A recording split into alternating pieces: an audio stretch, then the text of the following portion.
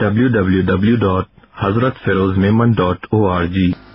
بسم اللہ الرحمن الرحیم نحمده ونصلی علی رسوله الکریم اعوذ باللہ من الشیطان الرجیم بسم اللہ الرحمن الرحیم الم تر کیف فعل ربک باصحاب الفیل الم یجعل کیدہم فی تضلیل وارسل علیہم طیرا ابابیل ترمیہم بحجارۃ من سجیل فجعلہم کعصف مأکول.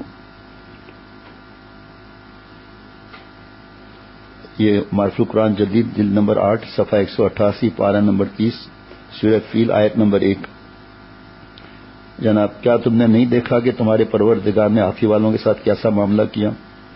کیا اس نے ان لوگوں کی ساری چالیں بیکار نہیں کر دی تھیں اور ان پر غول کے غول پرندوں کے چھوڑ دیے تھے جو ان پر پکی مٹی کی طرح پتھر پھینک رہے تھے، چنانچہ انہیں ایسا کر ڈالا جیسے کھایا ہوا بھوسا.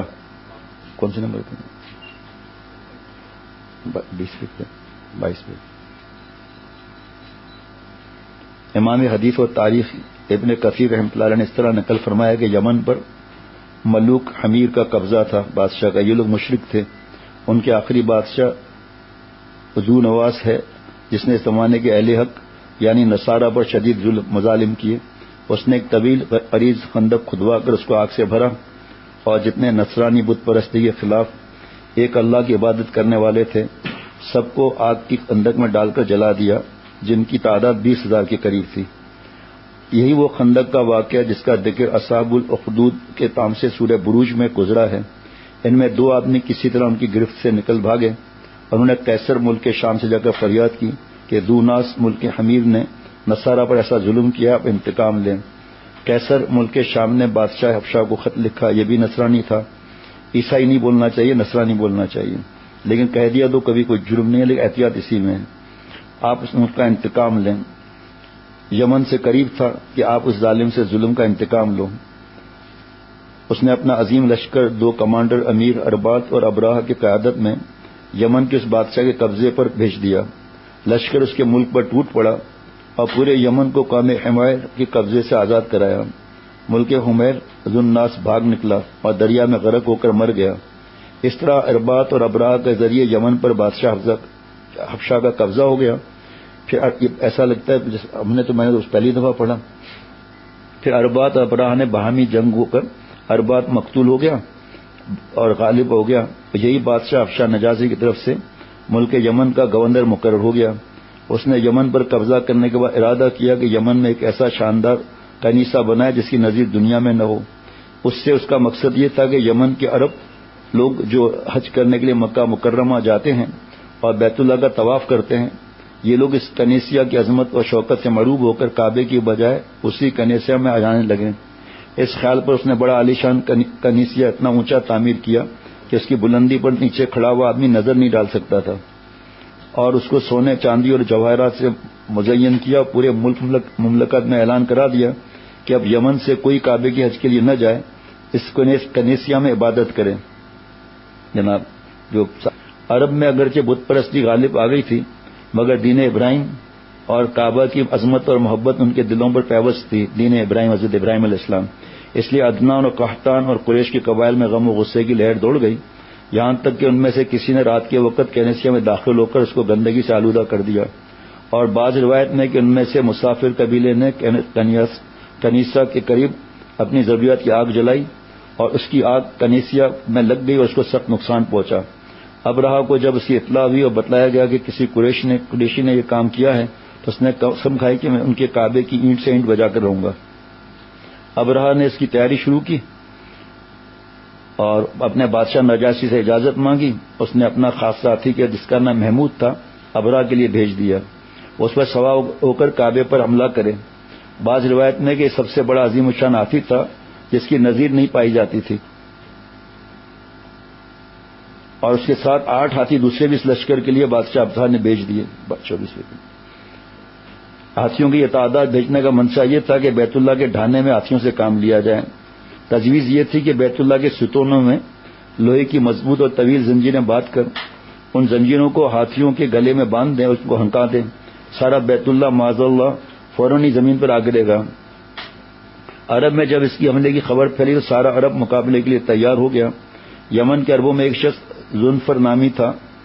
اس نے عربوں کی قیادت اختیار کی اور عرب لوگ اس کے گرد جمع ہو کر مقابلے کے لیے تیار ہو گئے اور ابراہ کے خلاف جنگ کی. مگر اللہ تعالیٰ کو یہ منظور تھا کہ ابراہ کی شکست اس کی رسوائی نمایاں ہو کر دنیا کے سامنے آئے، اس لیے عرب مقابلے میں کامیاب نہ ہوئے. ابراہ نے ان کو شکست دے دی اور ذوالفر کو قید کر لیا، آگے روانہ کیا. اس کے بعد جب وہ قبیلہ ختم کے مقام پر پہنچا تو اس قبیلے کے سردار نفیل بن حبیب نے پورے قبیلے کے ساتھ ابراہ کا مقابلہ کیا، مگر ابراہ کے لشکر نے ان کو بھی شکست دے دی اور نفیل بن حبیب کو گرفتار کر لیا اور ارادہ ان کے قتل کا کیا، مگر یہ سوچ سمجھ کر زندہ رکھا کہ ان سے ہم راستوں کا پتہ معلوم کر لیں گے. اس کے بعد جب یہ لشکر طائف کے قریب پہنچا تو طائف کے باشندے قبیلہ ثقیف پچھلے قبائل کی جنگ اور ابراہ کے فتح کے واقعہ سن چکے تھے. انہوں نے اپنی خیر منانے کا فیصلہ کیا اور یہ کہ طائف میں جو ہم نے ایک عظیم شان بت خانہ لات کے نام سے بنا رکھا ہے اس کو نہ چھیڑے تو ہم اس کا مقابلہ نہ کریں گے. انہوں نے ابراہ سے مل کر یہ بھی طے کر لیا کہ ہم تمہاری امداد اور رہنمائی کے لیے اپنا ایک سردار عبور خال تمہارے ساتھ بھیج دیں گے. ابراہ اس پر راضی ہو کر عبوری خال کے ساتھ لے کر مکہ مکرمہ کے قریب مقام مخمس میں پر پہنچ گیا جہاں قریش مکہ کے اونٹ چڑھ رہے تھے. ابراہ کے لشکر نے سب سے پہلے ان پر حملہ کر کے اونٹ گرفتار کر لیے، جس میں سے 200 اونٹ رسول اللہ صلی اللہ علیہ وسلم کے جد امجد عبد المطلب رئیس قریش کے بھی تھے. ابراہ نے یہاں پہنچ کر اپنا ایک سفیر حنات حمری کے شہر مکہ میں بھیج کر وہ قریش کے سرداروں کے پاس جا کر اطلاع کر دے کہ ہم تم سے جنگ کے لیے نہیں آئے، ہمارا مقصد نعوذ باللہ کعبے کو ڈھانا ہے، اگر تم نے اس میں رکاوٹ نہ ڈالی تو تمہیں کوئی نقصان نہ پہنچے گا. حناطہ جبکہ مکہ مکرمہ میں داخل ہوا تو سب نے اس کو عبد المطلب کا پتہ دیا کہ وہ سب سے بڑا سردار قریش کے ہیں. حناطہ نے عبد المطلب سے گفتگو کی اور ابراہ کا پیغام پہنچایا. ابن اسحاق کی روایت کے مطابق عبد المطلب نے یہ جواب دیا کہ ہم بھی ابراہ سے جنگ کا کوئی ارادہ نہیں رکھتے، نہ ہمارے پاس اتنی طاقت ہے کہ اس کا مقابلہ کر سکیں. البتہ میں یہ بتائے دیتا ہوں کہ اللہ کا گھر اور اس کے خلیل ابراہیم علیہ السلام کا بنایا ہوا ہے، وہ خود اس کی حفاظت کا ذمہ دار ہے. اللہ سے جنگ کا ارادہ ہے تو جو چاہے کرے. سنا تھا یہ چیز کرنی. پھر دیکھیے کہ اللہ تعالیٰ کیا مقابلہ کرتے ہیں. حنات نے عبد المطلب سے کہا تو پھر آپ میرے ساتھ چلیں، میں آپ کو ابراہ سے ملاتا ہوں. ابراہ نے جب عبد المطلب کو دیکھا بڑے وجی آدمی ہیں تو ان کو دیکھ کر اپنے تخت سے نیچے اتر کر بیٹھ گیا اور عبد المطلب کو اپنے برابر بٹھایا اور اپنے ترجمان سے کہا عبد المطلب سے پوچھے وہ کس غرض سے آئے ہیں. عبد المطلب نے کہا میری ضرورت تو اتنی ہے کہ میرے اونٹ جو آپ کے لشکر نے گرفتار کر لیے ہیں ان کو چھوڑ دیں. یہ ابراہ سے ہم نے سنا تھا مختصر. ابراہ نے ترجمان کے ذریعے عبد المطلب سے کہا کہ جب میں نے آپ کو اول دیکھا تو میرے دل میں آپ کی بڑی وقت اور عزت ہوئی، مگر آپ کی گفتگو نے اس کو بالکل ختم کر دیا کہ آپ مجھ سے صرف اپنے 200 اونٹوں کی بات کر رہے ہیں اور یہ معلوم ہے کہ میں آپ کا کعبہ جو آپ کا دین ہے اس کو ڈھانے کے لیے آیا ہوں. اس کے متعلق آپ نے کوئی گفتگو نہیں کی. عبد المطلب نے جواب دیا کہ اونٹوں کا مالک تو میں ہوں، مجھے ان کی فکر ہوئی اور بیت اللہ کا مالک نہیں بلکہ اس کا مالک ایک عظیم ہستی ہے، وہ اپنے گھر کی حفاظت کرنا جانتا ہے. ابراہ نے کہا تمہارا خدا اس کو میرے ہاتھ سے نہ بچا سکے گا. یہ تکبر ہے نا. عبد المطلب کے ساتھ اور بھی قریش کے چند سردار گئے تھے. انہوں نے ابراہ کے سامنے پیشکش کی اگر آپ بیت اللہ پر دست اندازی نہ کریں اور لوٹ جائیں تو ہم پورے تہامہ کے ایک تہائی پیداوار آپ کو بطور اخراج ادا کرتے رہیں گے، مگر ابراہ نے اس کی ماننے سے انکار کر دیا. عبد المطلب کے اونٹ ابراہ نے واپس کر دیے اور اپنے اونٹ لے کر واپس آ گئے تو بیت اللہ کے دروازے کا حلقہ پکڑ کر دعا میں مشغول ہوئے اور قریش کی ایک بڑی جماعت ساتھ تھی. سب نے اللہ تعالیٰ سے دعائیں کی کہ ابراہ کے عظیم لشکر کا مقابلہ ہمارے تو بس میں نہیں، آپ ہی اپنے بیت یعنی گھر کی حفاظت کا انتظام فرما دیں. اعلاء و زاری کے ساتھ دعا کرنے کے بعد عبد المطلب مکہ مکرمہ کے دوسرے لوگوں کو ساتھ لے کر مختلف پہاڑوں میں پھیل گئے. ان کو یقین تھا کہ اس کے لشکر پر اللہ تعالیٰ کا عذاب آئے گا. اس یقین کی بنا پر انہوں نے ابراہ سے خود اپنے اونٹوں کا مطالبہ کیا. بیت اللہ کے متعلق گفتگو کرنا اس لیے پسند نہ کیا کہ خود تو اس کے مقابلے کی طاقت نہ تھی اور دوسری طرف یہ بھی یقین رکھتے تھے کہ اللہ تعالیٰ ان کی بے بسی پر رحم فرما کر دشمن کی قوت اور عزائم کو خاک میں ملا دیں گے.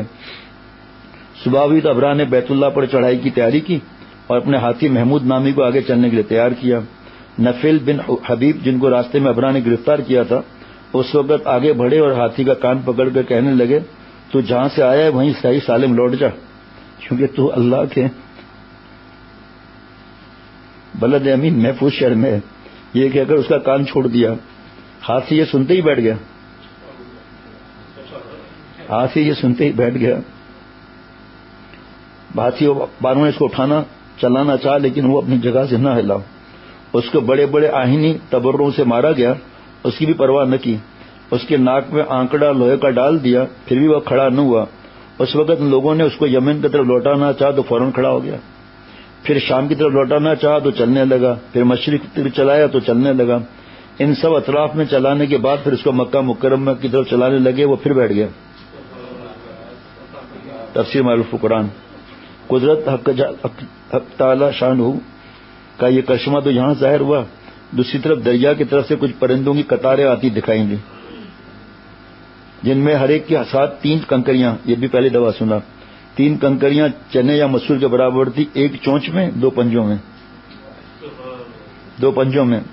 واقدی کی روایت میں ہے کہ پرندے عجیب طرح کے تھے جو اس سے پہلے نہیں دیکھے گئے. حبشے میں کبوتر سے چھوٹے تھے, جسے میں کبوتر سے چھوٹے تھے. ان کے نیچے سرخ تھے, ان کے پنجے سرخ تھے. ہر پنجے میں ایک کنکر اور ایک چونچ میں لیے آتے ہوئے دکھائی دیے اور فوراً ہی ابرا کے لشکر کے اوپر چھا گئے. یہ کنکریاں جو ہر ایک کے ساتھ تھیں ان کو ابرا کے لشکر گرایا. ایک ایک کنکری نے وہ کام کیا جو ریوالور کی گولی بھی نہیں کر سکتی تھی. جس پر پڑتی تھی اس کے بدن کو چھینتے ہوئے زمین میں گھس جاتی تھی, چھیدتی ہوئی. یہ عذاب دیکھ کر ہاتھی سب بھاگ کھڑے ہوئے. صرف ایک ہاتھی رہ گیا تھا جو اس کنکری سے ہلاک ہوا, اور لشکر کے سبب آدمی اس موقع پر ہلاک نہیں ہوئے بلکہ مختلف اطراف میں بھاگے. ان سب کا یہ حال ہوا کہ راستے میں مر مر کر گرتے گئے.